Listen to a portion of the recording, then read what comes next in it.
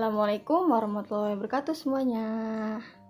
Ya, kita bertemu lagi di sesi kitab Akhlak Lil Banin ya.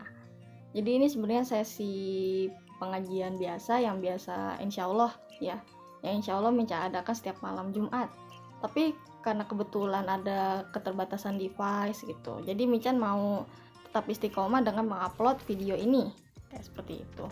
Jadi di samping saya ada kitab yang namanya Kitab Akhlak Lil Banin, di mana kitab ini adalah kitab yang menjelaskan tentang bagaimana seorang anak atau kita sebagai manusia itu berakhlak dengan baik seperti itu. Diutusnya Nabi Muhammad SAW itu untuk mengutamakan akhlak, untuk memperbaiki akhlak ya. Oke, kita langsung saja ke inti kitabnya, yaitu di bab pertama yang ini bima hadza yatakhallaqul waladu. Oke, Minca bacakan dulu ya. Bismillahirrahmanirrahim. Bima hadza yatakhallaqul waladu. Dengan apa berakhlaknya seorang anak? Yajibu wajib alal waladi atas seorang anak ayatakhallaqa, hendaknya ia berakhlak bi akhlakil hasanati, dengan akhlak yang baik, min sigharihi, dari masa kecilnya. Lita'isya, agar menjadi si walad mahbuban, orang yang dicintai, fi kibari, pada masa dewasanya. Ya rodha, meridhoi, anhu, dari si walad, rabbuhu, akan Tuhannya, wa yuhibbuhu, dan mencintai si walad, ahluhu, akan keluarganya, wa jami'un nasi, dan seluruh manusia, wa yajibu, dan diwajibkan alaihi, atas seorang anak, aidon juga, ayya bata'ida, hendaknya ia menjauhi, anil akhlaqil qabihati, dari akhlak-akhlak yang jelek, kaila, supaya tidak yakuna, menjadi si walad makruhan, orang yang dibenci, la yaradha, tidaklah ridho, anhu, darinya, rabbuhu, Tuhannya, wala yuhibbu, dan tidak mencintainya, ahluhu, keluarganya, wala ahadu, dan tidaklah salah satu pun minan nasi, dari manusia ya. Bismillahirrahmanirrahim. Di dalam kitab ini, di dalam kitab Akhlak Lil Banin, sebagaimana yang tadi saya bacakan, bima hadza yatakhallaqul waladu, bagaimana sih kita sebagai seorang anak atau seorang hamba itu berakhlak dengan yang baik ya. Yajibu, wajib, alal waladi, ya, wajib atas seorang anak atau kepada kita, diri kita sendiri, ayatakhallaqa, itu berakhlak bi akhlakil hasanati, untuk berakhlak dengan baik, akhlaknya yang harus yang baik ya, min sighari, dari masa kecilnya. Jadi kita sebagai mungkin ya calon orang tua, sebagai kakak, sebagai saudara yang baik, itu kita mengingatkan kepada saudara kita yang masih kecil untuk bahwasannya kita itu harus berakhlak dengan baik dari umur yang kecil. Kenapa sih kita harus berakhlak yang baik dari kecil?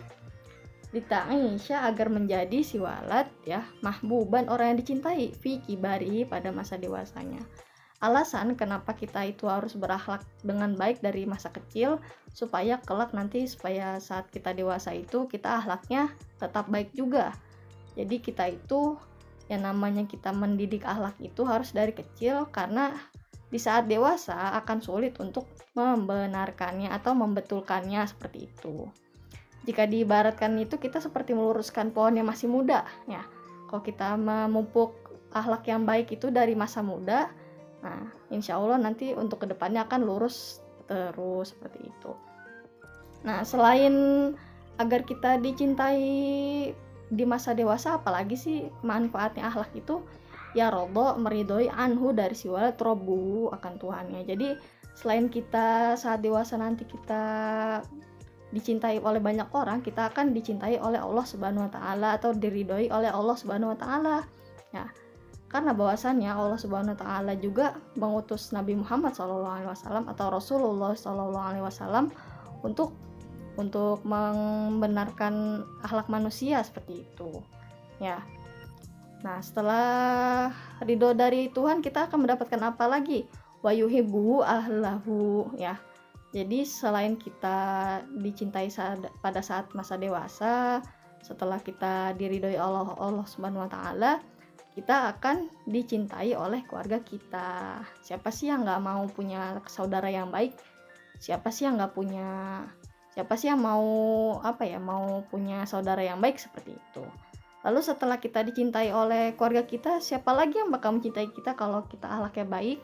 Yaitu wa jami'un nasi, dan seluruh manusia. Nah, manusia yang mana yang gak mau temannya teman yang baik? Manusia mana yang tidak mau teman yang baik? Seperti itu. Lalu di baris selanjutnya, wajibu, dan diwajibkan alaihi, atas seorang anak, aidon juga. Nah, selain kita membetulkan akhlak kita, lalu apalagi? Wajibu alaihi aidon, dan kita diwajibkan juga apa nih? Ayya beta'ida, hendaklah menjauhi anil akhlakil qabihati, dari akhlak yang jelek. Jadi kita sebagai manusia yang punya salah, punya dosa, kita harus menjauhi akhlak yang jelek. Jadi setelah kita memperbagus akhlak kita, bagaimana caranya kita itu menjaga akhlak kita yang sudah baik ini agar tidak tercampur dengan akhlak yang jelek, seperti itu. Kenapa sih kita harus menjauhi akhlak yang jelek? Kaila, supaya tidak yakuna, menjadi si walad makruhan, orang yang dibenci. Salah satu manfaat kita itu menjauhi akhlak yang jelek itu adalah supaya tidak menjadi orang yang dibenci, supaya nggak banyak orang yang benci kita.